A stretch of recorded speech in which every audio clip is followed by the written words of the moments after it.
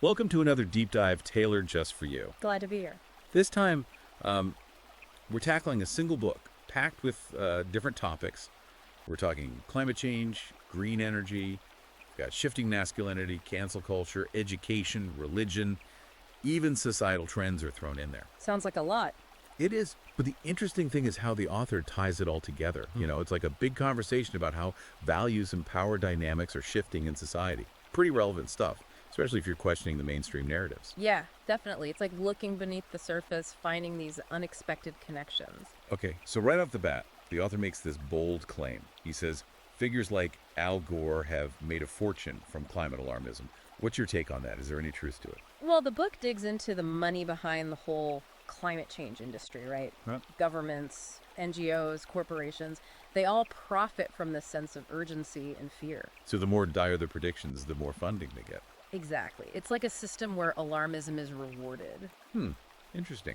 So it's not about denying climate change, but more about questioning the motives behind certain policies. Right. And the author argues that some of these policies, like those pushing green energy, can actually backfire. How so? Think about it.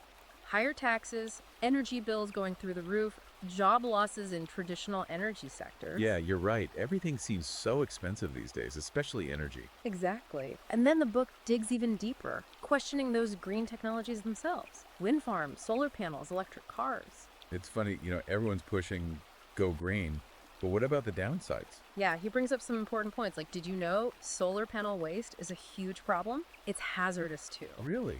I never thought about that. And then there's the whole issue of relying on China for those rare earth minerals, the ones needed for all those green technologies. It's a geopolitical risk. Wow, it's like you said, peeling back the layers of the onion. Definitely.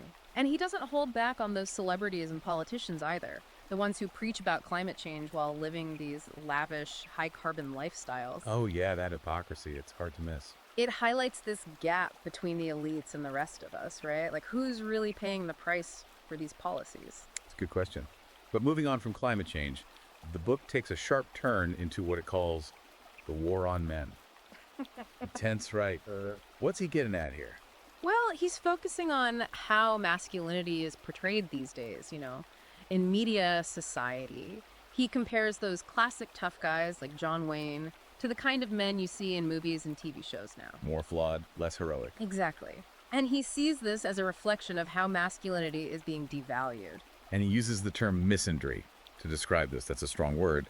What exactly does he mean by that? Basically, prejudice against men. He gives all these examples of what he sees as misandrist rhetoric and double standards. Dating, relationships, even the workplace. Like those sitcom dads who are always portrayed as incompetent. Exactly. It's become so normal, right? Totally. Mm-hmm. And he points out those feminist talking points that demonize men, the whole toxic masculinity thing. It's like men are constantly being judged and held to different standards than women. And it can have real consequences, right? Like on their self-esteem, their relationships. Absolutely. It's a subtle but pervasive form of discrimination. It's like men are walking on eggshells these days, afraid to express themselves. Yeah, and that ties into his whole take on cancel culture.